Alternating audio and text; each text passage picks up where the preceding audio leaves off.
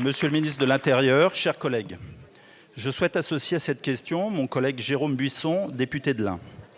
Lundi dernier, au lycée Edgar Quinet de Bourg-en-Bresse, un élève de seconde a poignardé un camarade en plein cours, lui infligeant de graves blessures à la tempe et au visage, tout en proférant des menaces de mort.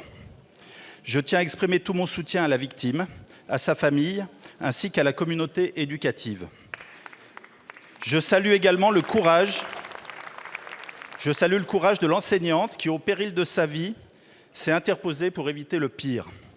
Selon les premières informations, l'agresseur est un mineur isolé originaire du Sénégal.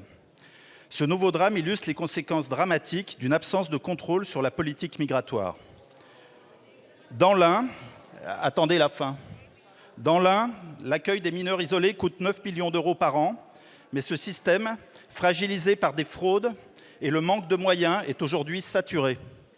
De nombreux mineurs isolés présentent des comportements violents, souvent associés à la polytoxicomanie.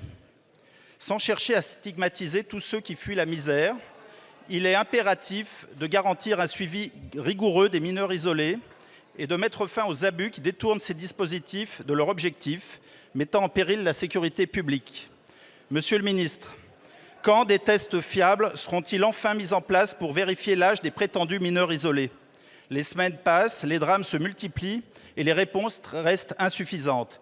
Quels moyens seront déployés pour évaluer leur dangerosité, détecter les troubles susceptibles de mener à de telles violences ?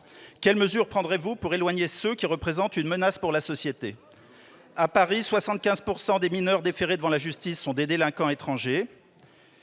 Faute de moyens, nos établissements scolaires sombrent dans l'anarchie et la radicalisation. Je n'exagère pas, monsieur le ministre, vos discours de fermeté résonnent depuis des semaines, mais ce que nous attendons, ce sont des actes.